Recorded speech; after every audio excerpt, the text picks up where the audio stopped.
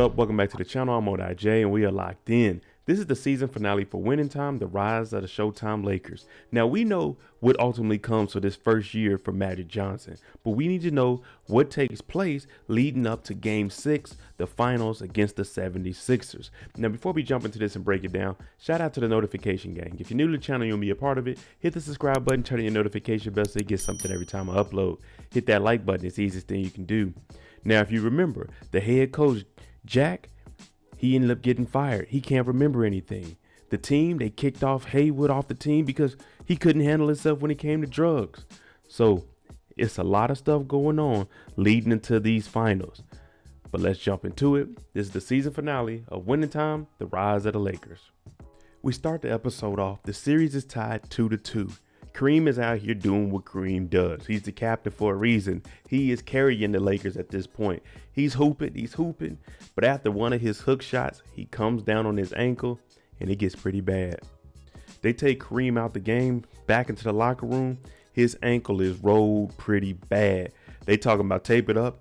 He's looking at the game. He's looking at the Sixers and they starting to go in. They finally made a run since Kareem is out. But he wants to win so bad, he actually goes back out there. He tapes it up. Now, you got to remember, they playing in low-top Adidas. No kind of ankle support. But he goes out there. He's grimacing the whole game. Man, that's determination right there. Now, we see Dr. Bus after that game, and there's a lot going on. You remember he used the analogy of a swan. Graceful on top of water, but up under it is working his butt off nonstop. Now, what he mentioning is, with a swan, they just quack, they make all kinds of noises.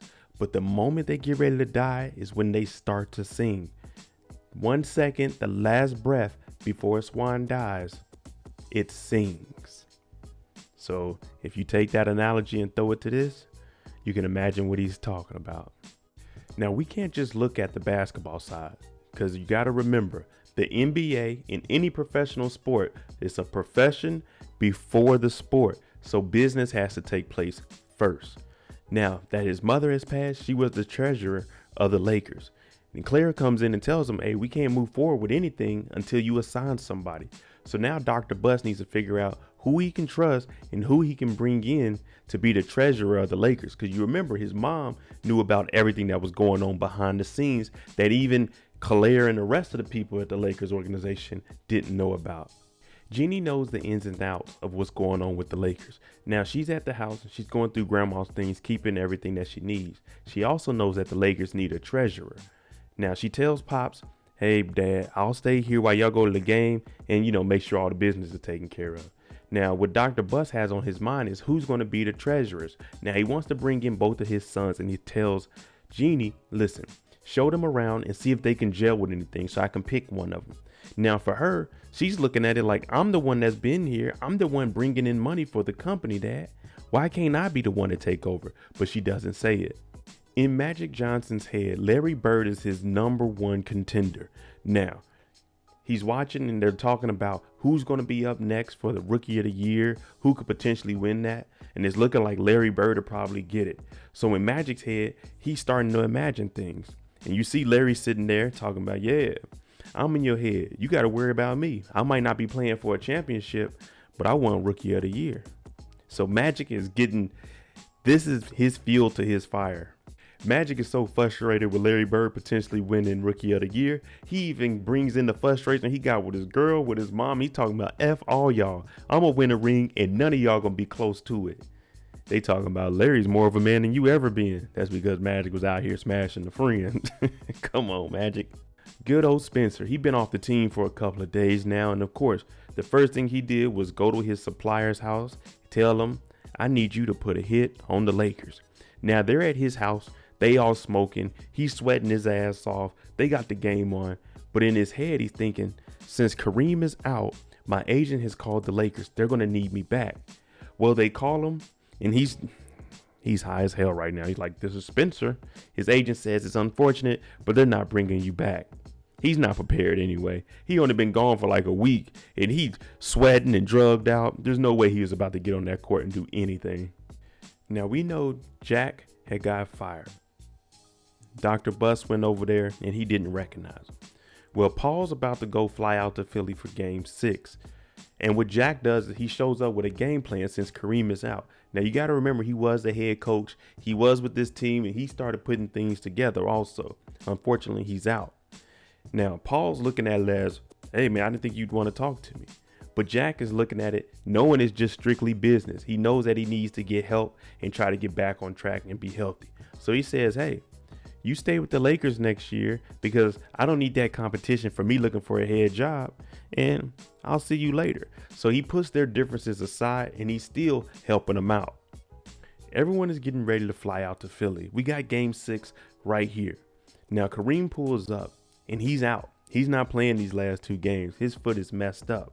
Now Magic hops in the car and he's talking to him like, why are you hiding? This is because Kareem doesn't want the media around him asking questions on if he's coming back or what's his plans moving forward. And he basically tells Magic right here, hey, you got to step up. I'm out, young buck. But you inspired me throughout this whole season. At first, when I was looking at you, I thought I was done playing basketball. But you came in and smiling and you pushed me to go to that next level. And ultimately, they made it to the finals. The rest of the team, they boarding the plane. Now up front, you see a solo seat, and that's for Kareem, the captain. Now they all talking about what they're going to potentially do since Kareem is out. The big is talking about, man, if y'all would help me out. Right now, you know how it is when you're in there, that team talk. Everyone, they just trying to figure out where we're going. We got some bench players in here, and they just not saying too much, you know what I'm saying? And they flying TWA. If you flew back in the 80s and 90s, TWA is what you would call top of the line. Right now, the whole focus is on what's Kareem going to do? What are we going to do without Kareem? Who's playing the big? Magic gets on and he's singing and he tells the team, look, I'm the new big man. I'm the new captain. We closing this out in Philly. We not coming back. Everyone's looking like Magic playing the center. He's only 6'9". They got 7-foot centers. But Magic is saying, hey, look, we can outrun them. But now it ultimately comes down to the coaches and what do you want to do? Now we all say the Warriors invented the small ball. Well, when Kareem went down, the Lakers went small ball. Now you remember Jack showed up to Paul's house and he gave him a game plan of what they should do. And what does it say? Go small. And he said move Magic to center. So it looks like everybody's right. We go small, Magic at center. He's agile enough. We get the ball, we push it. Same thing the Warriors did. We in Philly, we at the game. Dr. Buss showed up with his 2 sons. And who do we see? We see the assistant commissioner here. Now, he's saying that the real commissioner, the head commissioner, he's stuck in traffic. AKA, he's in New York City. He didn't come out here because he figured since Kareem is hurt, they wouldn't lose. They got to go back to LA for game 7. Now, the Boston's owner shows up and he's saying we got executive of the year, coach of the year, and rookie of the year. Basically telling Dr. Buss, you guys got it right now, but trust me, we're going to be back because we won in every other category. Now, this is where I'll tell you guys it's business first, and we start to see the rivalry being formed in the NBA because of the commissioners, David Stern, and how the teams are ran. Boston, white, LA, black, black versus white. Kareem doesn't travel with the team. He's at the house and he's watching the game. Of course, you know he wants to be there. We seen what he did in game 5. He played with an injured ankle, but now he's at home just watching it. And he's a little bit nervous because he doesn't know how it's going to play out with Magic being at the 5. That's the center position. We out there. We in the huddle. We all getting prepared. Now, this is new for everybody. We don't know how we going to run this with Magic playing center. Now, when they get out there, he goes and talks to Dr. J. Dr. J was his idol. Julius is who I was named after. That's where the J in MoedotJ comes from. Now, when they get out here, guess what Magic does? He decides, since I'm playing the center, let me do the jump ball because he wants to show that I'm here and I'm here to win. You got everyone watching the game. Magic and his family, they at the house watching it. We even got Cook over here at a little watch party. And this guy's like, man, do you know Magic? I heard you went to MSU with him. She's looking at the screen. Oh, Magic. But she downplaying it, talking about, no, I don't know Magic, never met him. Magic is larger than life. Magic knew everybody on campus. We start the game off. We seen Magic take the tip. Now, he didn't get the tip, but the Lakers, they start off quick and they jump out with the early lead. Now, it looks like the Lakers are running a little bit more than what we were expecting. This is where the showtime starts to develop. Now, you see David Stern, he's over here looking like, we might need to get the commissioner here on the helicopter right now because the Lakers are jumping out pretty quick and they might win this tonight. They were not prepared for it at all, though. Dr. Bus is here with his two sons. They drinking beers, they eating glizzies, they having a good old time. When you running that scoreboard up, everybody is happy except for the opposing team and opposing fans. The Lakers are handling business like they supposed to after the first quarter, 31, the Sixers 28. Now, Jerry West, he's there also. He was watching the game early, but then he left. Once he seen Magic doing a tip-off, he's like, oh my goodness. I just talked to this kid, and I was telling him, if you want to win, you got to prove it. He had Magic yelling, but when he seen that, and then he's just listening to the game from down up under in the tunnels, because you can hear if the fans are cheering, that means the Sixers are doing good. If they're booing, the Lakers are doing good. The Sixers start to close that gap. We going into halftime, 60-60. It's all tied up. Now, we remember Jeannie, she stayed back and she was cleaning up her grandma's thing. But she actually went into the forum and she just thinking, dang, I really wanted to take over. I know what my grandma was capable of, but I want to do more because my brothers, all they do is come in and they steal that shine. Now, Clarke comes in and tells her, you don't want to be like me. You're not going to be like me. You're going to be like your dad. And we see what's going on now. She's just like her dad. She's running the team. Now, it's up for her to figure her way out and way through to try to get to being like her father. We know Magic is obsessed with trying to be better than Larry Bird. Now, we hear that Larry Bird has won Rookie of the Year. Magic wants to know by how many votes. Now, some guy comes in at halftime with a piece of paper saying how much Magic lost by to Larry Bird. But Pat Reilly doesn't give it to him. He balls it up and he throws it away because he wants to be the one to tell Magic. Basically, using this as more fuel. This will be motivation. Knowing how bad you got beat will only make you play better. Now, we're not going to act like the Sixers were some pushovers. They running and gunning too. They pushing that pace. Magic, he gets in the game and he has to step it up. Not only is he playing center on defense, center on offense, he got to run that point too. Him and Norm, they doing their thing. But you see Magic controlling them more with the no looks, the behind the backs. Hey, Magic's going to be flashy.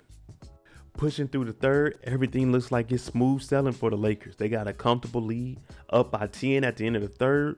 Everyone's feeling good. Now, the game is for the Lakers to lose, and all of the pressure is on them.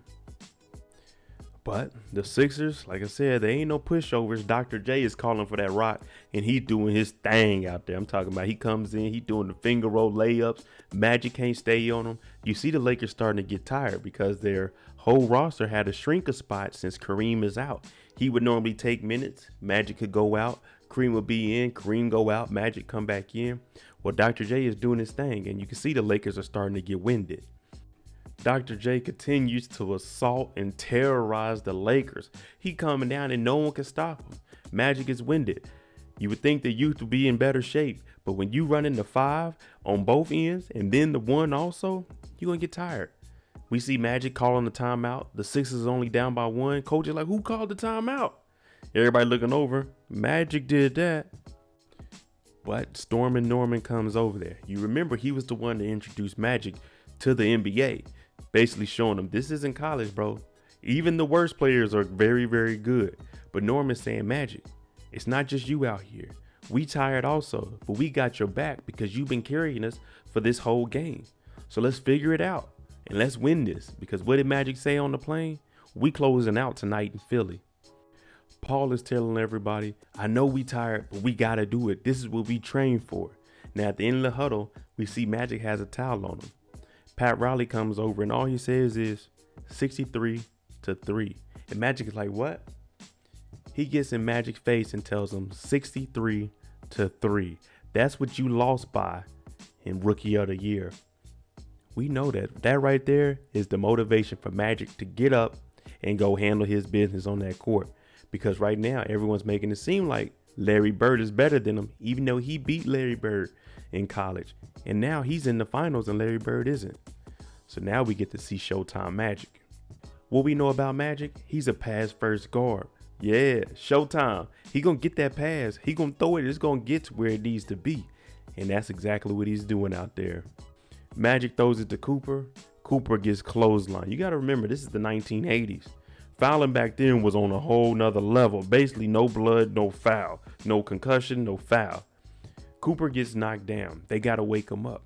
And the rule is, if he's not able to shoot a free throw, the opposing team gets to pick a player off the bench to shoot, meaning you can bring in their worst player and have him shoot these free throws. Now, we don't know if this was a dirty play or not, but that's what the Sixers were trying to get out of this. Cooper goes to the line. He has that motivation from Magic to go ahead and knock this home. They like, where you at, Cooper? He said, at home. Magic said, yeah, we'll go in there and knock down these 2 free throws in. We get the free throws knocked down, and now it's time for Magic to take that fuel from Larry Bird beating them 63-3 and put it on the court and start to dominate.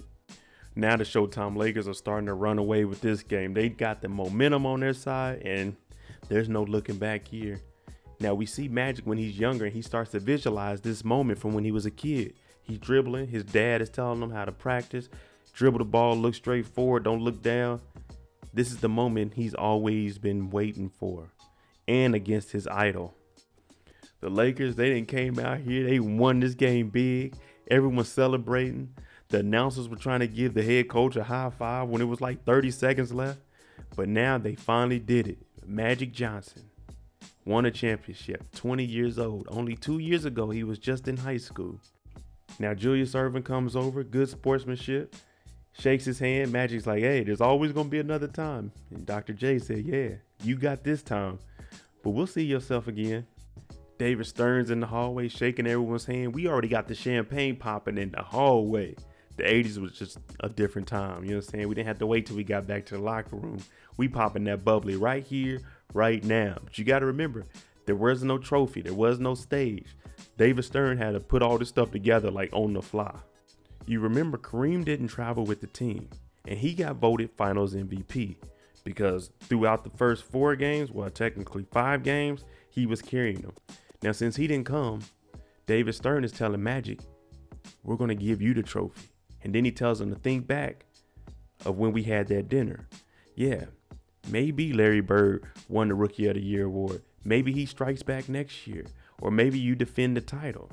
But right now, it's about that narrative and about putting together a storyline so the NBA can sell it and make dollars. David Stern was a visionary. In Magic, he understands that this is my opportunity to become that star in the NBA. Jerry West, we know he's been moved to the front office because he stepped down from the head coaching job. And he's just thinking, what are we going to do about the Lakers? What are we doing moving forward? I found my passion. I found what I like to do outside of basketball, and that's deal with basketball, but from the business aspect. And guess what? Jerry West, come on back. You got a spot. You got a spot here with the Lakers. Now, Dr. Buss, all he can hear in his head is his mom saying, don't be a sore winner. Smile a little bit. So he's up here. He's getting presented the Larry O'Brien Award, and he's just thinking about it. He's like, well, you know what? For everyone that doubt me, basically F y'all, and guess what? We gonna do this all again next year. All we doing today is getting ready to start over to do it again. So Jerry, you had a rough year, but you made it happen. Magic Johnson gets presented the MVP award, the finals MVP. This man put up 45 points, 15 rebounds in the finals as a center at 6'9". He just became a star right in front of our eyes. One of the biggest things that we ever seen to step on the court in the 80s and 90s. Pat and Paul, they both talking about it. They like, man, we did our thing, but we got to figure out what we going to do. Because you know Pat Riley goes off and he becomes his own man. Paul was already thinking about leaving and becoming his own man and doing his own thing. But right now, let's just celebrate this win and we'll worry about next year when next year comes. Now, Kareem, what does he do? He goes over to Spencer's house. We know Spencer was expecting to get back on the team, but it didn't happen. Now, Spencer still got that gun because he had a hit on the Lakers. Now, when he says a hit on the Lakers, I don't know if he's talking about the whole team, the stadium, or what. He just says there's a hit on the Lakers. But Kareem is talking to him and saying, brother, look, we won a championship. Look at your beautiful daughter, man. You got to get yourself right for them, not only for yourself, but you got a family to look after. And Spencer's like, man, I didn't win, y'all won. And my daughter, that ain't me, man. It's just. So right now, when you're going through these withdrawals or you're out there doing these drugs, it's going to be hard for you to actually grasp what your reality is. But Kareem is trying. Now, what's a championship without a parade? Dr. Bus is back in his office. We had some paperwork that needed to be signed this week. Claire comes in. She's talking about they're throwing a party for you out there. And he's like, yeah, well, that's not for me. That's not for me at all. That's for the team. That's for you all. And then he hands her the paperwork. And when she opens it up, the treasurer and vice president is her. She talking about, we need to negotiate a raise. He said, looking forward to it. So you put in that work. Hey, man, good things will be rewarded in the end. You remember at the beginning of the episode where he was talking about the swan doing all the work up under the water and looking graceful on top of it? Well, they went through $80 million. He still got a couple of $1,000, but since they won, they get to open up a new line of credit, and now he can start trying to generate all that money back. And what did this have to do with the swan? He said the swan sings on its last breath before it dies. Well, guess what? We didn't die. We living, and we going for it 2 years straight. He goes outside, Magic, Kareem, they both out there on the stage. They got the trophy. We done won. That's how you end the season. All right, there you go. The season finale of Winning Time, The Rise of the Lakers. Let me know what you think about Haywood. Would you still showed up to get your ring because you were on the team long enough that they got to present you a ring? And also, how would you feel if you were Kareem and you did that for 5 games and they gave your finals MVP to Magic? Now, I know he's looking at Magic like, you know what I'm saying, I pretty much mentored him, so he probably didn't feel some type of way. But after 5 games, come on now. Come on now. Let me know what you guys think. I'm MoedotJ. If you like the content on the channel, hit that like button, hit that subscribe button. Make sure you tune in Monday night, 9 p.m. Eastern, for the live after show discussion for the finale of Winning Time. Thanks for watching. I'm out. Jeanie on the beat, boy.